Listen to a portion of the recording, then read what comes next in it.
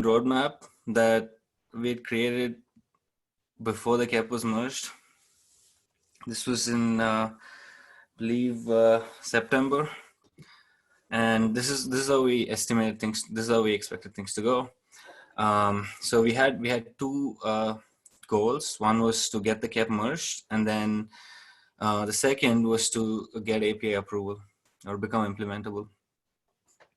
So there have been a few delays, which have been due to different reasons. One of them even was KubeCon, and we've all been busy with our other jobs too, but which that's expected in open source in general, so that's okay. But of all the things that we aim to do, we've achieved quite a bit this year. So we've got the cap reviewed and merged, and we've started pushing code to official repos, and we are actually very close to doing that demo that we've been talking about for the past 2 months or so. And I'll go into what's left for that demo next. The next big goal, other than the demo, is to get the API review done. And once that API review successfully goes through, we can start planning for alpha after that.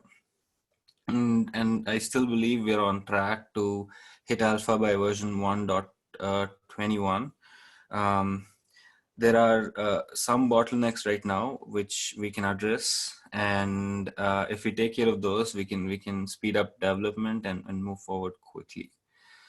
So so Saad, when you were gone the last few weeks, we switched to using GitHub as our project management tool.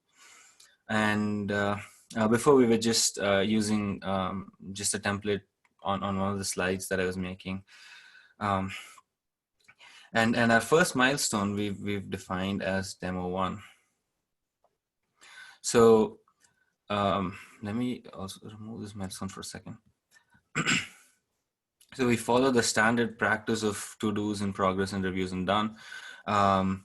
Thanks to Nicholas, I hope he's on the call, who raised this issue.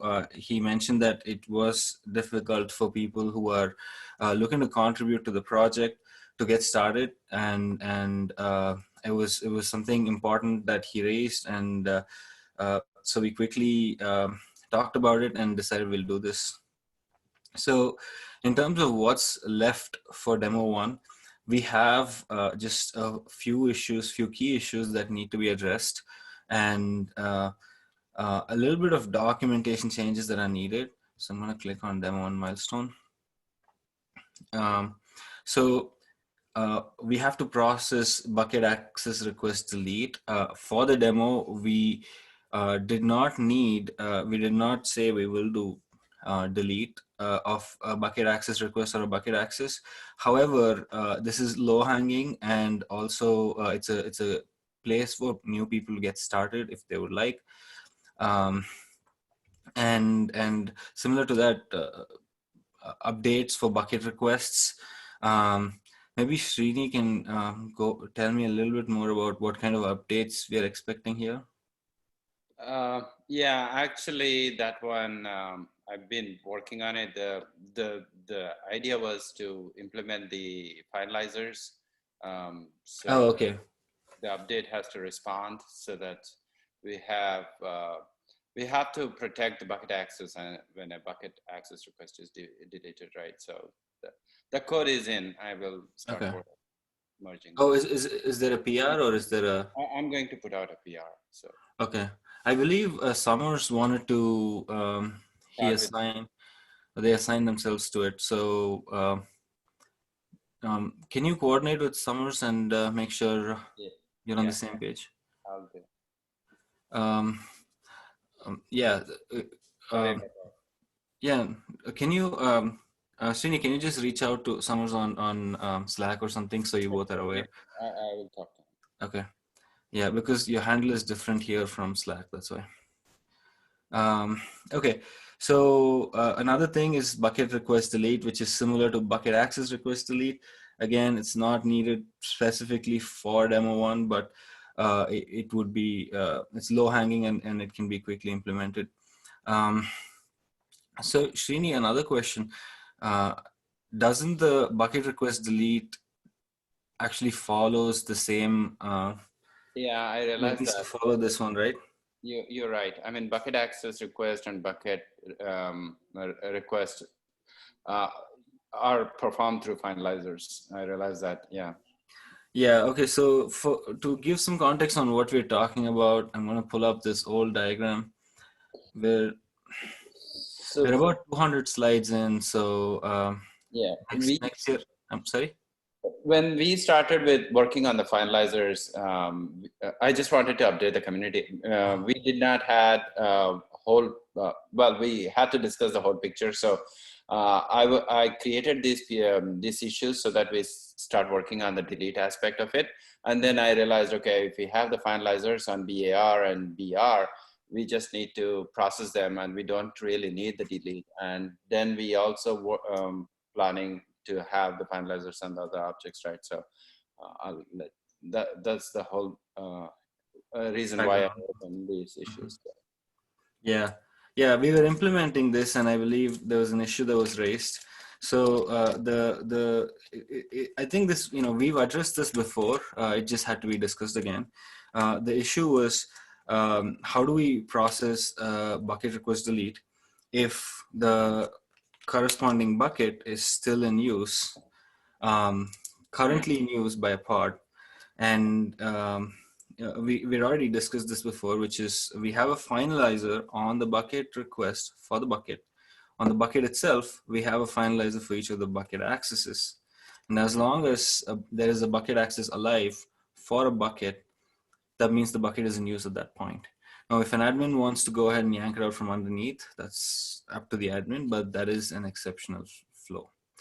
I want to pause here for a second if anyone has any questions. Okay. All right. So that's the part. Srini, did I get that right? Yeah, absolutely. Okay. And we also discussed finalizers with Rob with regard to how does an admin revoke credentials while a pod is running, correct?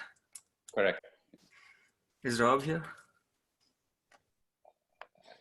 I think he has a conflict. Yeah, he has a conflict at this time. Okay, so Rob is an admin at Red Hat, and he has a lot of experience using object storage, provisioning it for the developers and customers at Red Hat. And he brought up a good issue. What if there was a scenario where the admin had to revoke access for a particular bucket without pulling the pod down? So, for instance, you can have a pod using multiple buckets, and you might want to remove access just for one of them. So we did come up with a working solution for this. But I wish Rob was here to also explain the admin side of things better. So in a case, first, the simple scenario of revoking access is if a bucket access request is deleted. Let me go back to the diagram. That'll be easier. Yeah. If a bucket access request is deleted, then we trigger the deletion of the bucket access. If a bucket access is currently in use by a pod, then it doesn't go away because there's a finalizer. And once the pods go away, the node agent is going to take the finalizer out, and then this can be deleted. When the finalizer is taken out, the sidecar controller on that update goes ahead and revokes the credential. And once the credential is removed, the final sidecar set finalizer is also removed, and bucket access can go away. I'm not sure if everyone followed that.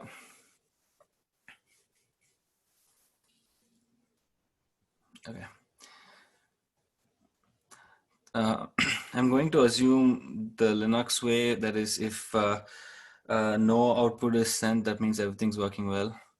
So if you're not saying anything, I'm assuming everything is going well. You're following me. Okay. So yeah. So a bucket access gets cleaned up on the simple use case where a bucket access request is deleted and a bucket access corresponding bucket access gets deleted once the pod stop using it. Now, what if you want to revoke access while a bucket access is in use? That is, a pod is using it at that point. So for that, what we decided long back as well was if the user deletes a BAR, a bucket access request, then we wait for the pods to die before bucket access is removed. But if an admin deletes the bucket access directly, that is, if the deletion timestamp is set for the bucket access, but the corresponding bucket access request is not being deleted, there's no deletion timestamp on that, then we know it's a forced removal.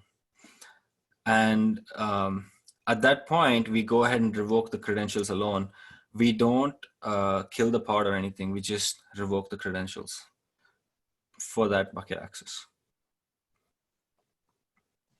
Revoking the credentials is going to be a cozy specific call to the backend? Yes. Okay. It's part of the gRPC spec.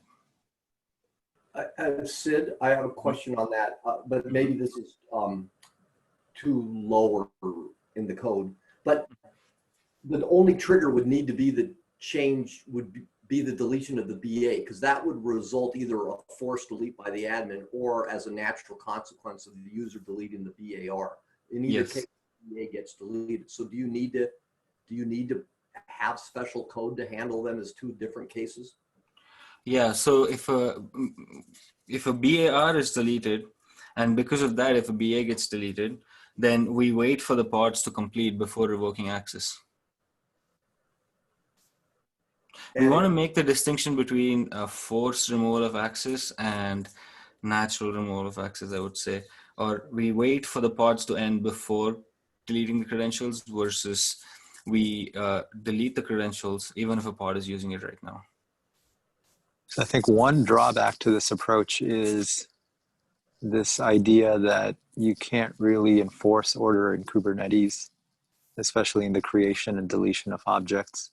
Mm-hmm. And so you can imagine if finalizers enforce right, right, without finalizers, I guess is my point. Mm-hmm. And in this case, if you imagine that somebody manually created a bucket access and bucket access request in a single YAML file, and then they went and deleted that YAML file, the order of deletion would not be necessarily guaranteed. And so you could end up with bucket access getting a delete before the bucket access request. And that's forcefully. Well, unless you have, I mean, are we saying that we don't think there's going to be finalizers? Because that. So the proposal, I think, is there are finalizers, but that the finalizer is going to be overridden if bucket access is deleted before bucket access request. Mm-hmm. Basically making that a signal that a revoke should happen immediately. Oh, okay. So like the user didn't delete his pod and his bucket access request. The admin just went in and deleted the bucket access. Mm-hmm. Right. To tell the system, like, I don't care what the user's doing. I want this gone. Yeah. But under normal circumstances, if a user deleted a bucket access request while the pod was still there, the bucket Mm-hmm. access request would hang around until the pod cleaned up, and then correct. And then I like both of those behaviors. That makes sense to me. Mm-hmm. Yeah, I think it makes sense. The only concern I have is around this kind of, you could have someone accidentally trigger this behavior when they didn't intend to. Yeah. No, that's a good point. The only person who could do that is the admin, correct? Because anyone with the appropriate RBAC. Oh, sorry. Go ahead, Ben. Anyone with the appropriate RBAC access to delete that object, right, which would typically be an admin or some controller that the admin had granted access to. Mm-hmm. And I can imagine, you know, various controllers coming in and helping people do these things. So I wouldn't assume it's only an admin, but it's someone with admin-like powers. Mm-hmm. Yeah, that's how big of a concern is that? Should we even address it? I'm a big fan of the, you know, give the user a lot of rope and hope he doesn't hang himself philosophy. Yeah. You know, I'm not sure if that's universally good, but I think in this case, I think we do have enough of fail safes. And if it's used the way we intend it to be used, which is a loaded statement, I would say. But if the system is used where RBAC roles are not given for all bucket resources to just about anyone, I guess the question really comes down to how bad is it if it happens by accident, and can it be reversed easily? So if a admin accidentally deleted a bucket access, it resulted in a revoke, can they undo that easily? well, the data is not lost. You can create a new bucket access request, and new bucket access gets created, and the pod can continue using, pod can start using the new BA, but the pod would have to restart for that.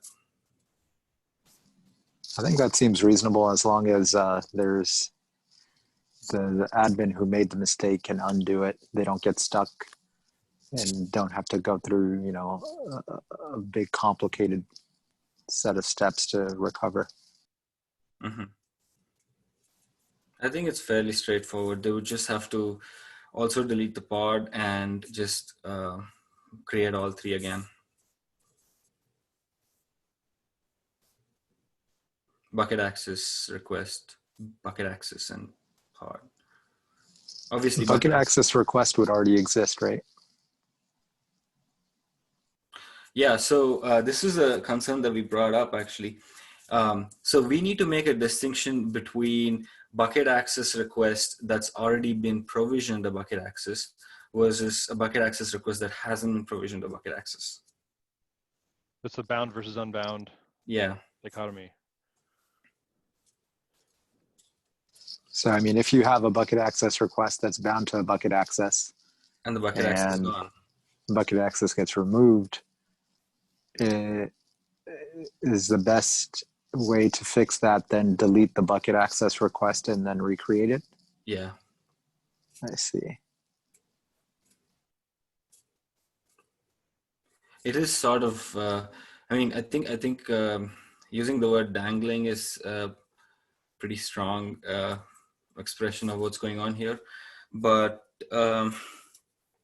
you know, the user has access, or user can delete the bucket access request. It is namespaced and it's available for the user to manipulate.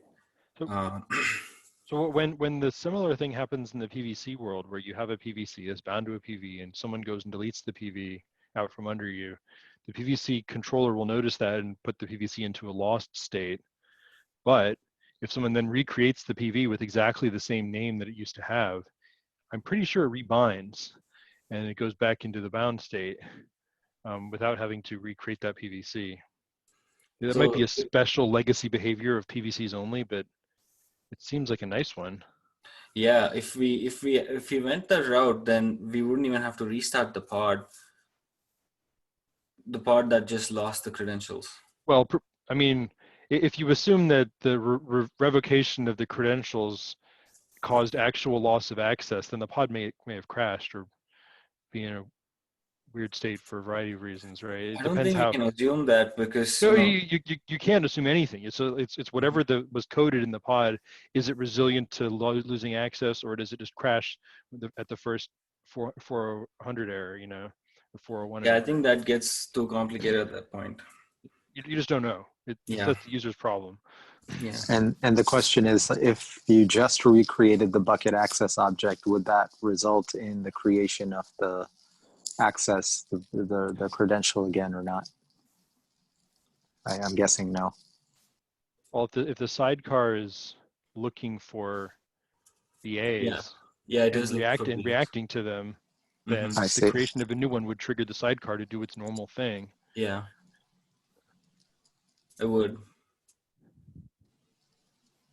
So then presumably we could follow the PV-PVC type rebinding behavior. So here's the other issue. The CSI driver does not get an event while the pod is running if a bucket access is revoked and a new bucket access is being created instead. So you can't really do things so hard while it's running. So you're saying like the new bucket access might be a different password or different secret, Yeah. and the pod still has the old one. Yeah. And it will be a different secret.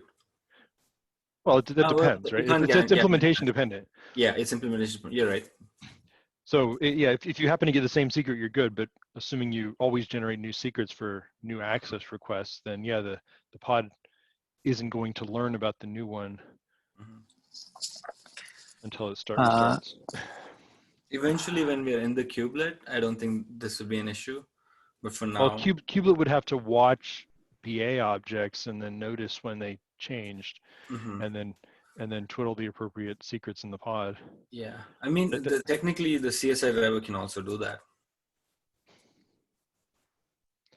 I don't know. I think if the secret changes, you better restart that pod, because who knows what kind of caching is happening in the upper layers. You might update the secret, but the application may never read that file again and just remember what it read when it started.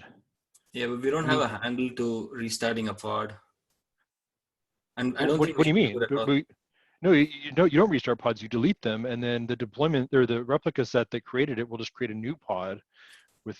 Wait, you're saying cozy, like this is like we will delete them, or the admin will delete them, or user? I'm saying like in Kubernetes, whenever anything goes wrong, your first recourse is just delete the pod, right? Because then if you have a replica set, it'll just make a new one and it'll get rescheduled, and all your problems will be solved, or not all of them, but a large class of problems is solved by just deleting your pod and letting the replica set do its thing. And so this is a case where that remedy applies. Who uses replica sets anymore? Well, I mean, deployments, stateful sets, daemon sets are all built on top of replica sets, and replica sets are the workhorse that does it. There was a different name for it before. Replica something else. I don't know. I think in terms of replica set, because it's sort of a catch-all for all of those things that recreate pods magically. Yeah. Replica group, maybe I forgot. There was something else. Anyway, so what's the conclusion here? How do we want to move forward? I think it sounds like the design that I just described before we got into the discussion about how we deal with revoked credentials, where if a credential is revoked, then we expect the user or admin to go ahead and restart the pod or delete the pod and make it get recreated somewhere else. And when it gets recreated, we'll obviously pull the new bucket access if there is a bucket access that gets bound to the old bucket access request. Yeah, that sounds reasonable. Okay. So is someone taking notes? Yeah, I am. Okay. Yeah, because this discussion we can easily forget, and we shouldn't. So that would address bucket access request deletes. Okay, so now getting into customize. So we were adding a customized template, a customized spec that would allow us to deploy all of the object storage components in one shot. Now, to do that, we got started with customize. I just want to track the progress of what's going on here. I believe is Tejas on the call. Tejas is working on a part of it. Yeah, Tejas is here. Hi, Tejas. We can't hear you if you're talking.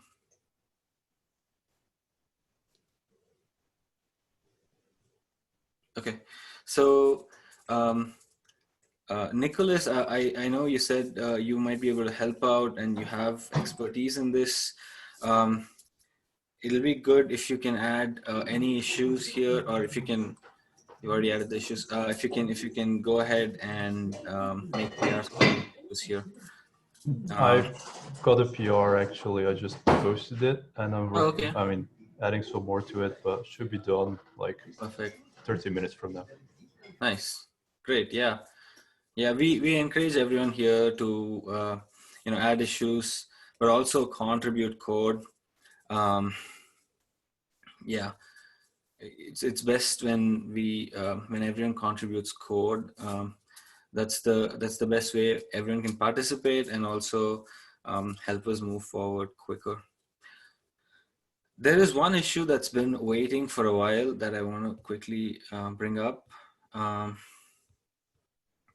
Saad, is there anything you can do to help us push this forward? Because we're relying on this to add CI for all of the components. So this is in test and with that. I think I didn't see this.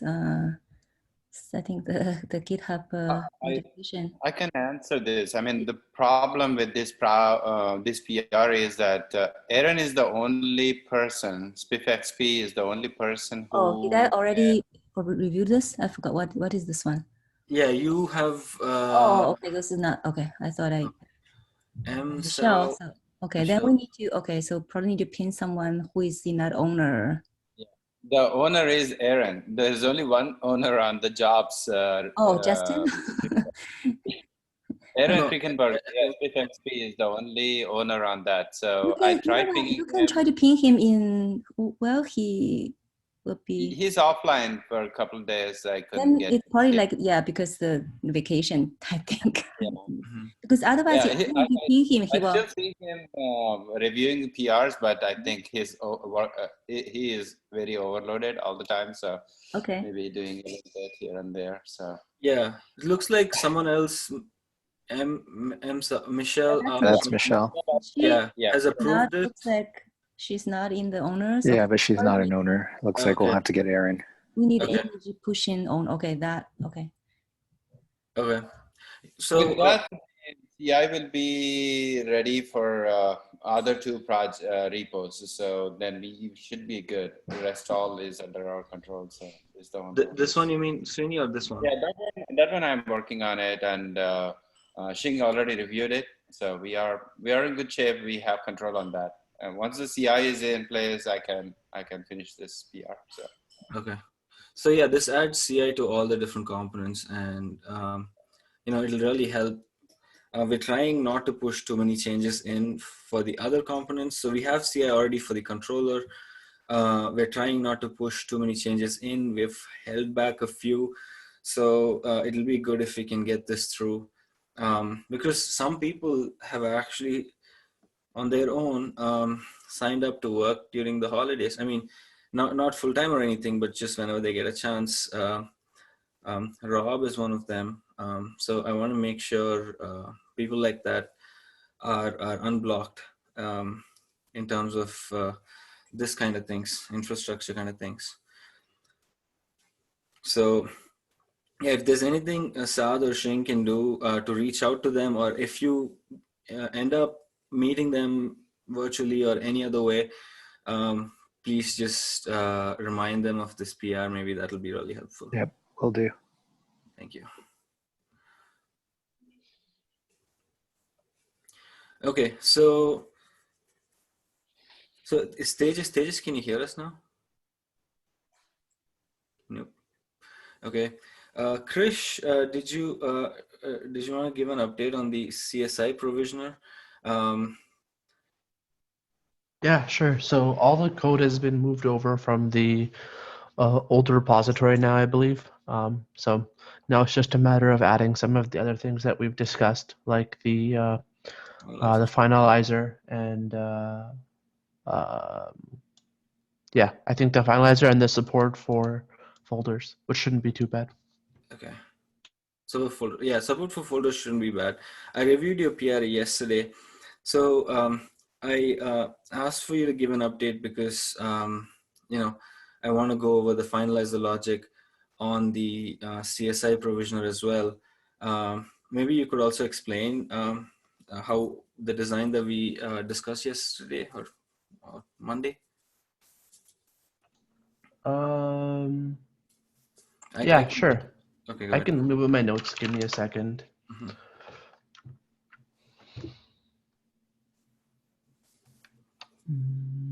Yeah, this will help make sure that everyone's on the same page and also, you know, poke any holes or help improve it if needed. Yeah, my understanding for the CSI adapter, like the CSI driver side of this, was that we would essentially add the finalizer onto the bucket. I believe when we finished our last discussion, we decided that we would just add it on the bucket, although there was some discussion to add it on to the bucket and the bucket access. But I believe in the end we settled on the bucket. I thought we settled on the bucket access. Oh, okay. Let me update my notes then. Yeah, we would essentially use the volume ID to add a finalizer onto the bucket access on mount, and then remove that finalizer when the pod dies. Yeah, when the pod dies or when we unmount, right? Node unstage volume, right? Yep. Okay. So or is it node unstage volume or node unpublished volume? Unstage, because unpublished happens every time a pod restarts, and we don't want that. Oh, okay, cool. I'll make a note of that more specifically. Okay.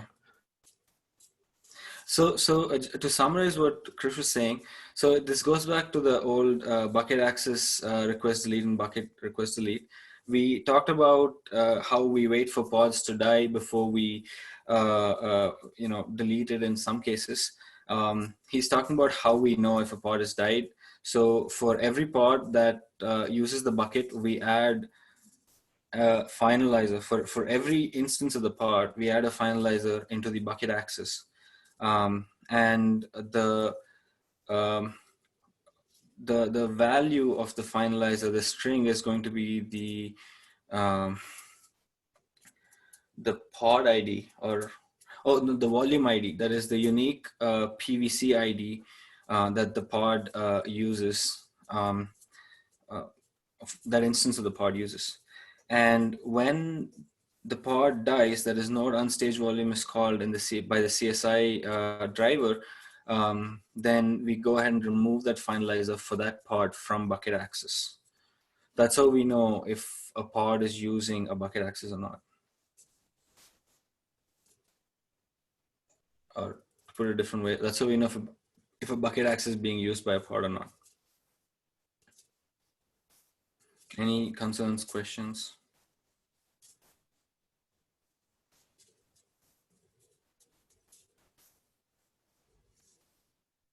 Okay. All right. So, Krish, I noticed in the PR node unstage volume was unimplemented at this point. So, I wasn't entirely sure. Did node unpublished volume already have this logic, or did I miss it? Maybe no. I don't think we've implemented node unpublished volume as of yet. Okay. Okay. Understood. Yeah. So those are the parts. I mean, we don't even need this part technically for demo 1, but since we are stuck with things like CI and we need to add some documentation, there are some cycles some of the developers have, so they're moving forward ahead of demo 1. The final focus that I want to bring up in terms of tasks in the project is documentation. I want to first of all thank Summers. They've added a whole bunch of pull requests regarding documentation. There was an issue, I think, that was brought up with one of the tables. I believe they've also addressed that issue. I need to follow up on that. I haven't yet done that. Okay, that's the one. I think this is a very important thing that we're working on and we should spend more time on. It goes back to adding more developers or including more people in the project. While it's become easier for people to see what's going on by the project board, by looking at the project board, a lot of questions that keep coming up can be easily answered with documentation, and also it'll help ensure consistency in our design thinking, where we don't have to revisit how, for instance, finalizers work in respect to this. So so if there's anyone available to help with the documentation effort, so Summers is obviously helping quite a bit. Others are also encouraged to help get this out of the way. Basically, just early, simple documentation that talks about key parts of the design. So other than the readme.md, we want to document how bucket creation works, access creation works, just minor details about the gRPC spec. And I say that minor details right now because the gRPC spec will evolve. There will be changes requested, possibly from the API review or as we write more code. So we don't have to go heavy on that front. Similarly, some documentation about the API is needed. I want to make sure that next year, when more developers get interested, they want to find out what this is all about, or non-developers that look at this and want to find out what's the state of object storage in Kubernetes. They should be able to easily tell what it is. I was thinking a place to put where answers to the questions of how everything works could go in the spec.md. Spec, I'm okay with that. I want some input from the CSI people here. So Assad is maintaining this container storage interface spec. This one just has the specification for the gRPC API. However, this might as well be extended to do both. Do you have any thoughts on this, Assad, or can you tell us why only the documentation for spec, the gRPC spec is here, and the rest of the documentation is in the GitHub website? What was the other than the gRPC spec? What were you interested in? This one. Yeah, so the spec itself is self-documenting what each individual operation does. Mm-hmm. And this page that you're looking at is kind of Kubernetes developers of CSI drivers, right? If you look at the specification alone, it tells you about all the different CSI specific calls, but it doesn't really tell you how do you take a driver, package it, deploy it on Kubernetes end to end. And so this page is like the end-to-end developer, CSI developer documentation. And so the way that we looked at it was, we want to have a standalone place where a CSI developer can come and find out everything that they need to know, which is this website. And then we have end user facing documentation on the kubernetes.io page, which basically just says, use this CSI volume type if you want to use it, and for details go to your storage vendor for details on how to deploy a CSI driver. And then the storage vendors come here to figure out how to create their drivers. Yeah. And then the individual pages like the spec.md and the various sidecars are all self-documenting in their own, basically documenting that component or feature. Yeah. Right. Okay, that sounds good. I think we can follow almost a similar model here. Maybe because we've seen how CSI has done it, we can even do some improvements on top of it. I think our main priority right now is getting onboarding developers. So some sort of documentation about even an architecture diagram would help, like something. I think this diagram needs explanation. It can be shown in a slide, but it doesn't fit well in a standalone document. So I can go ahead and make a diagram that'll help with that. However, I think other than onboarding, the other thing that is important, I would say, is enabling different vendors to start writing their drivers. Now, it's not something they're going to start doing right away, but if we get started on the effort now, or if we even talk about getting started on the effort now, we won't be late when we have all the things in place to for people to write, for vendors to write their own drivers, but we don't have the documentation. I don't want to be in that position where vendors would have to go through the code to figure out how to write a driver, because it slows them down. It slows us down because we would be doing some support work on top of the development and planning and everything that we already do. Just a little bit of forethought and planning can avoid that. I think we can get started on a very basic website. Right now, it can just be an empty website. It's a GitHub website, so it's a Markdown repository, really, just with Markdown files. That just goes over an introduction, which has a diagram that says what it is, and maybe something like a gRPC spec. And in the future, we'll add a line item for writing your own drivers. Where do you want this website to live? GitHub, like as a repo? We do have a Kubernetes cozy.github.io. We have that org.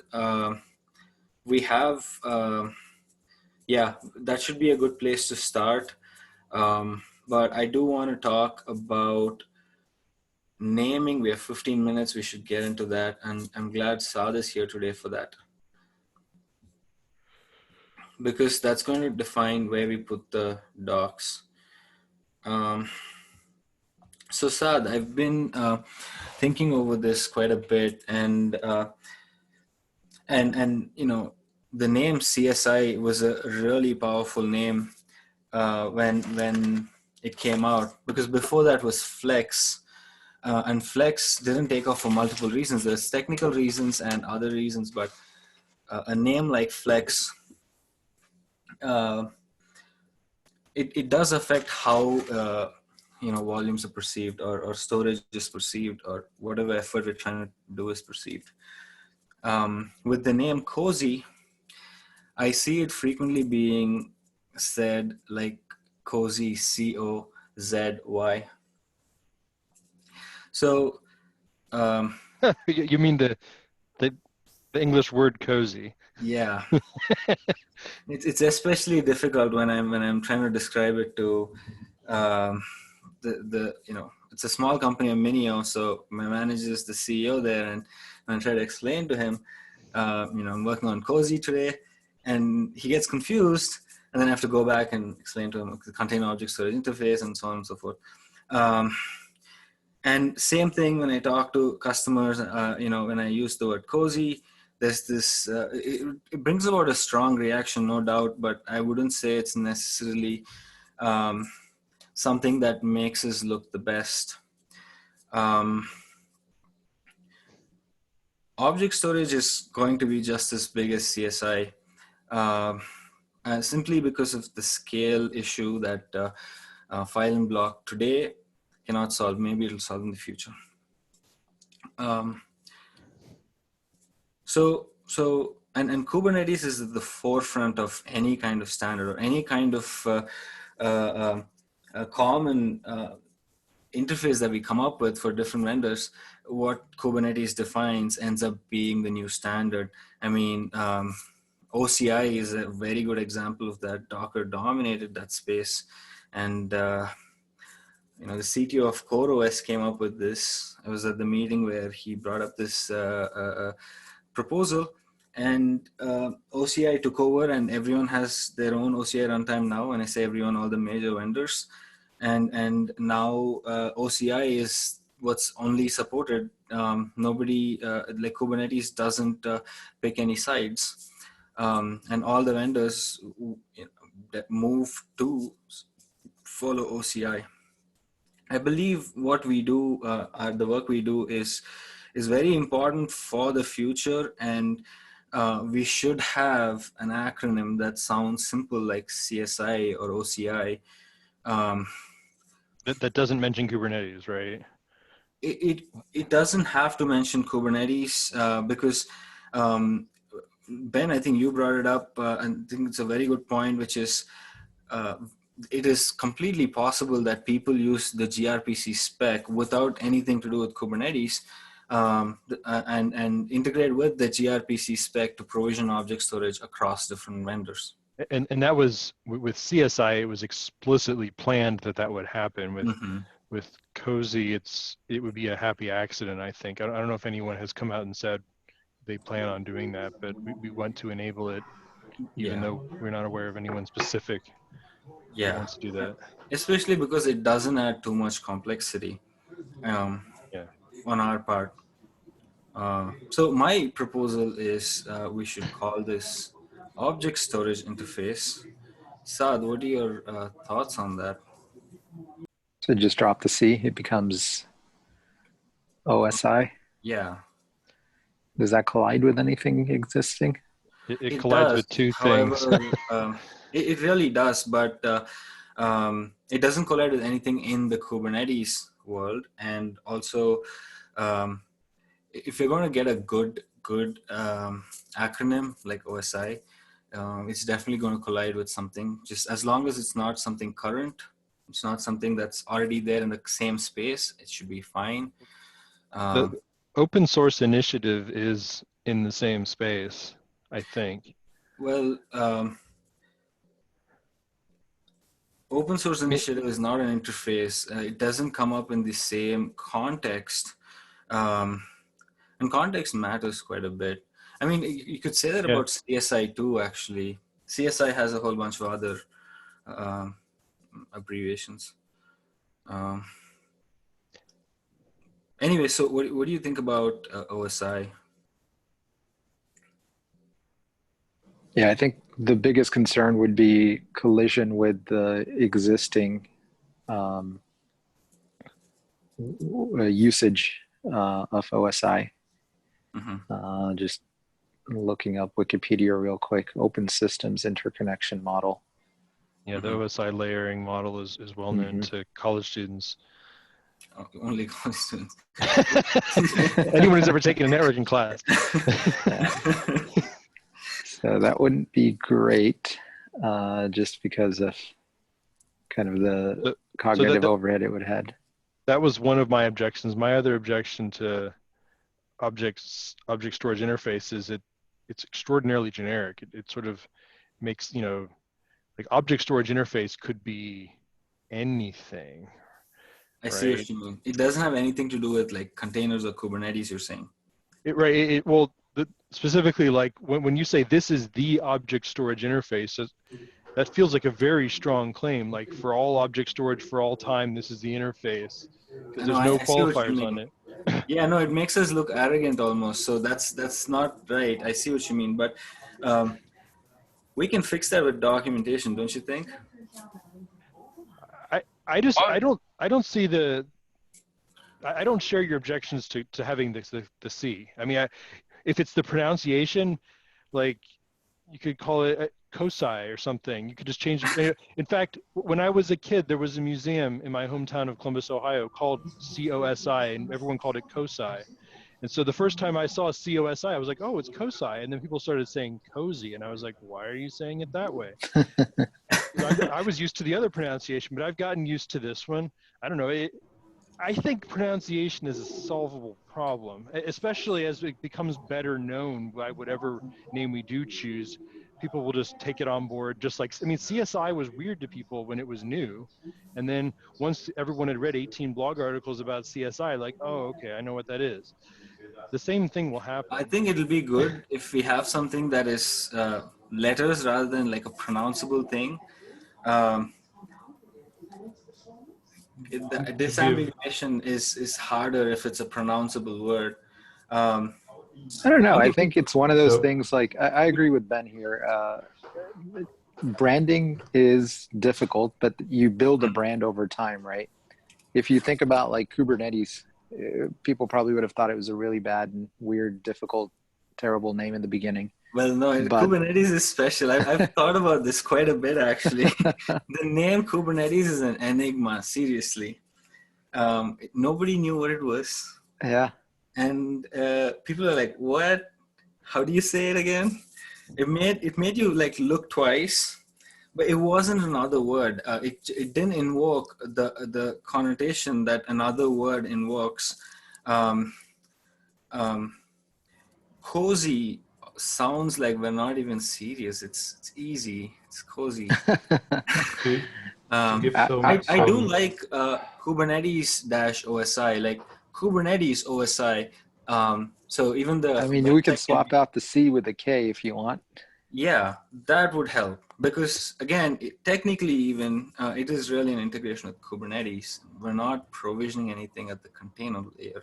Yeah, the big difference with CSI was that we wanted it to be compatible beyond Kubernetes with other orchestration systems as well. Kubernetes wasn't kind of the de facto orchestration system back then. And so Mesos wanted to implement it and others as well. So that's why there is no mention of Kubernetes at all in the CSI spec, and it stands alone as a separate repo. For Cozy, I don't believe there's any intention to adopt it beyond Kubernetes. So yeah, I don't think that would be problematic in my head. Okay. There's no intention, but we do intend it to remain a possibility. Sure. Like at the gRPC layer, we're not putting anything Kubernetes specific down there. Right. Just for the sake of abstraction. Yeah, that makes sense. I like Kubernetes source, OSI. Sorry, someone was speaking.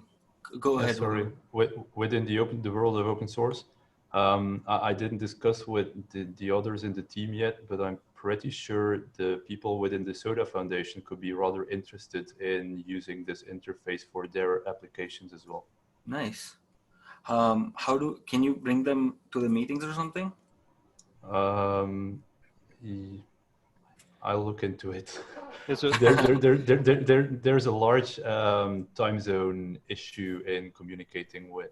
Yeah, someone was asking if we can move the meeting. Maybe we should address that also either today or next meeting. But Sid, if we aspire to include more than just Kubernetes on top of this API, like that argues against using the Kubernetes name, just like all the other ones you mentioned, the OCI and the CNI and the CRI, like all of these interfaces that have popped up underneath Kubernetes have remained agnostic, for exactly no, this reason. I think it's okay for it to be a Kubernetes OS. So I think we're looking at it as a bigger problem than it is with thinking about naming for other implementations. Again, when we're building this for Kubernetes, that's what we're really doing. We're saying it's open for others to use. We'll even support them to do it, but the name is not going to be something that's holding them back. They'll just call this the spec for Kubernetes OSI. I want to start changing the language around what we do, and I like Kubernetes OSI. At the website, we have the Kubernetes OSI GitHub org. The first thing, that's what I did. Went and registered that GitHub org. You mean spelled out Kubernetes -object -storage -interface or? No, Kubernetes -OSI. All right. Yeah. And let's say we move forward with that. Sorry, how does that change the pronunciation? We call it Kubernetes OSI. That's weird. Yeah, you can call it container OSI today as well. People will use the acronym in day-to-day language, and they'll still talk about Cozy. Internally, we can call it, just internally, we can call it Cozy, but in the official document, like controller managers in Kubernetes, it's called Kubernetes Controller Manager. But usually it's either you spell it out, right? It's COSI, or you say all the words. It's Kubernetes object storage interface. We can call it Cube OSI. Yeah, I'll just put it out there. My preference is Cozy or COSI. I like either of those. Mm-hmm.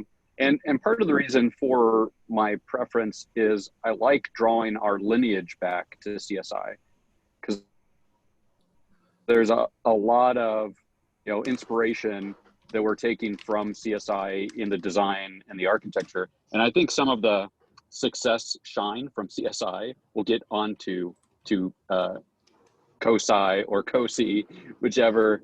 And I think that's a very big benefit, as opposed to like Service Catalog that really didn't have that going for it. Service Catalog was Service on its Catalog own. was, the name was an issue there because we couldn't tell what it was actually. Yeah. We still don't fully know what it is.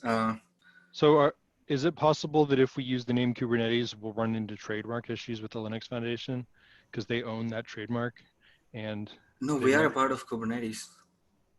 Like we're attached to the Linux Foundation in such a way that we're allowed to use the name on stuff. So quick thing, actually, I want to address what the other person brought up. I'm not sure who there was, the one in the car. This is Aaron. Yeah. Oh, hey, Aaron. That is true. We come from the CSI lineage. From the vendor perspective, or not even vendor, from the customer perspective, someone who's looking to adopt this, object storage is entirely different from CSI. And that's, I mean, it is. I mean, it is and it isn't. Yeah, I think there are ways in which it's definitely unique, and that's why it's its own, project. Exactly. That's why it's separate from CSI. But also, like, as a customer, say you're running in GCP, you have your set of block services, for Google persistent volumes, and you have your object services. If you're running in a private data center, you have your block services coming from enterprise storage arrays or whatever, and you have your objects, services coming from your private data center object storage software. So I think, like, yes, there's a lot of differences, but I think from a developer, they want to see it as a suite of makes services. Sense. Sorry, I think you were speaking still. Go ahead. Oh, sorry. I was just ending to say, from the end user perspective, they just see it as a suite of services provisionable to their apps. If you're talking about developers, yes. Like Sad was mentioning, branding is difficult, or it's tricky. I'm looking at it also. I'm also taking into consideration how an enterprise that's looking to buy storage looks at it. Now, some developer, actually admin, would be responsible for going and making a case for this, and CSI has a strong case today. At MinIO, when we deploy on Kubernetes, the first question we get asked is this a CSI? That's as much as they know, even though they have the buying power. CSI has the recognition that it deserves, and object storage needs to be considered as its own separate thing too. Well, let me throw out a counterexample to that. So NetApp has our CSI driver is called Trident. Mm-hmm. It is a CSI driver, and it does many things for many storage platforms. When we eventually ratify this COSI, whether it's COSI, KOSI, something else, we're just going to add it to Trident. Like, it's just going to be another thing that Trident does, and we're going to tell our customers, look, you get Trident, you get CSI, you get the COSI thing, you get, it's all there. See, I think see, that's why branding is tricky. So I'll tell you this. There are a lot of reasons for and against, and obviously we can't know what the right answer is until some standard is set. I think Kubernetes OSI or Cube OSI or KOSI is better than COSI. If you're all okay with going forward with that, I think we should go forward with that. I think I would caution against it. And the reason is there is already a lot of momentum for the existing naming, in terms of you've got a bunch of GitHub repos with that name. We've already got KubeCon talks, with that existing name. And people are starting to recognize that this is a thing. Even up at the CNCF TOC meetings, like it's come up. Oh, Cozy is starting, and it's a project, and it's a thing. So yeah, that's why this is the last chance we have to fix that. Yeah, I mean, at this really point, big. Yeah, that actually concerns me. I'm still in favor of keeping the COSI name, as I've said. yeah, I would +1 that. I think there's enough momentum, and I don't see the drawbacks as huge. I think, given that. Sorry, go ahead. Sorry, yeah. The main thing is I can tell you pretty confidently that coming from someone who is making the buying decision, it does become an ambiguity, and it's going to help all the vendors here to have this be slightly more distinct from what it is today. Simply being able to call it Kubernetes OSI is different enough that the branding will pick up and make sense for whoever the buyer is. Like someone suggested, Aaron suggested, service catalog it didn't work out. I used this example last time. If Google was called search.com or Yahoo was called portal.com or AWS is called cloud.com, people wouldn't be as interested. And it's been shown there was a cloud.com, which is I think it's, how much is it the name and how much is it the product, right? If you talk about, service catalog, how much of it was the name versus what was actually delivered. And I think I tend to lean towards, if we deliver a very solid product, in terms of an interface that is reusable, it's portable, it is an attractive, useful thing, it won't matter what name we put on it. People will want to use it because it solves a big problem that exists. In an ideal world, that's true. Yeah, I mean, I think there's Aaron, we can't hear you. Sorry. We can't hear you. All right. Now we can hear you, actually. I was just saying, there's plenty of voices on the phone that kind of work regularly and talk, a lot with enterprises. I come from Delhi and see, spent 20 years working with enterprises. But I don't think necessarily that the failure of service catalog was the naming. I think it didn't help that it wasn't something better, very descriptive. But also, that's what I mean. Because of the way that Pivotal tried, but I think because of the way that Pivotal, tried to create it in a vacuum is why it had trouble, and they just kind of threw it over the wall at Kubernetes. I think that's why. No, agreed. Service catalog is still, kind of. You still speak. Oh, go ahead. Sorry. Okay, I think you stopped. No, I was just going to say that there's a lot of folks that have this experience already. So I think maybe we should just do a poll and call it good. But I hear a multitude of voices that continue to like Cozy. No, I get it. We can still call it Cozy. There's nothing wrong with that. I just want to rename it to Kubernetes OSI because we're really not integrating at the container layer either. And calling it Kubernetes OSI, we could still go with the Cozy name, except in the documentation we can write this as just Kubernetes-OSI. And I guess it really comes down to kind of cost benefit, right? Like there's a big cost to doing the rename. What is the benefit that we're going to get from it? Actually, there's few benefits. One is we have to rename the repositories regardless. The name of the repositories are too long, and it is quite a bit to even type it out. You can always bookmark those. I don't think that's a concern. No, like for CSI, we still have container storage interfaces, the full name in all the repos.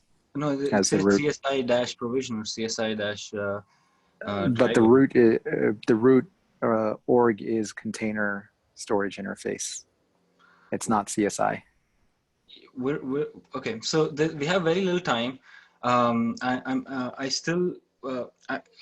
don't believe the cost is high, Saad. I think the cost is high, is going to be way higher in the future. And I'm speaking from experience with vendors and speaking to others about with this name, and I want what's best for us. And you know, I think a good compromise would be Kubernetes-OSI. That's all I have actually. Now, if the community feels strongly that COSI is the right way, we can go forward with that, obviously. But I would ask everyone to just consider it once again. I do spend a lot of time talking about this, so that's where I'm coming from. That's all I have to say. Yeah. Yeah, I completely hear you. I don't think I'm convinced yet, honestly, though. About Kubernetes-OSI? Yeah, or just to rename it all. I think the repository, it's really long. I mean, just in terms of using it, obviously it's usable. Obviously you can bookmark it, type it out. It's not too much of a big deal. But again, making things simpler, making things easier and small and easier to consume does help in a big way in the long run, at least. Like, I think there's two things that are being brought up here. One is like the name of the existing repos is too long, right? That's definitely you could just collapse that down to COSI-spec if you want. I don't think we should do that. We didn't do that for CSI and it wasn't an issue. The second is about changing the names. Mm-hmm. And the first part, I think I would lean against. And the second, honestly, renaming, I'd say I don't see the benefit, honestly. I think what will help is speaking to some speaking more about it. We can bring it up maybe once again next year. This is the end of the year. We've made excellent progress. As of right now, Cozy is a great name. We also own Kubernetes-OSI GitHub org, Cozy GitHub org, COSI. Again, I personally like the name Cozy, COSI. I haven't had any problems with it. It's from my experience talking to others that I'm bringing this up. And if others also face this, please bring it up. We only have probably a month before we cannot change this forever. So. Yeah, makes sense. So maybe let's pick it up at the next meeting next year. I think if you change it, I'm pretty sure you will get a lot of people saying, why you're changing? Now you get a lot of people posing the change. Yeah. Right now will be the fewest number name, actually. than any time in the future. Huh? Sorry? I say I heard a lot of people liking this name. I mean, Cozy? Yeah. Okay. I mean, it's just, if it's all developers, I want to hear from others too. That's all I'm saying. Yeah, sure. Okay, I got to run. Thank you all so much. And I'll be out for the next couple of weeks. So I'll see everyone in next the new year. All right. Happy New Year, sir. Yeah. All right. Take care. Happy Thank holidays. you. I want to say one last thing. Again, we've done a great job this year. We have made excellent progress. And I want to congratulate the team. I want to congratulate all the contributors, all the new contributors. And thank you all for the effort you've put in. Next year, we're definitely set. We're on the right track to go ahead and achieve alpha and have vendors using this. So thanks again, and Happy New Year to everyone. Merry Christmas, and see you next year. Yeah, thank you for driving this. Thank you. Thank you. Can you use the org that you keep talking about? So I can't hear someone speak. The org you talk about? Oh yeah, Kubernetes. I think Saad owns this. Kubernetes-Cozy or. I don't, but somebody does. I think it's just github.com/Kubernetes or container-object-storage-interface. Oh, that we own it. There's also Kubernetes-Cozy. Oh yeah, I don't know who owns that. Oh, I thought you owned it. Okay, never mind. I don't own this for sure. Oh, who created this one? It's not yours, and no, it's not mine. Okay. Nothing I'll check with Jeff and John Cope as well. Maybe one of them created this. Yeah, possibly. Yeah. Thanks, Chris. Possible it was John. Yeah. Let us know. All right. Thank you, everyone. Thank you. See you all next year. Happy holidays. See you Bye. next year. Happy holidays. Bye. Take care.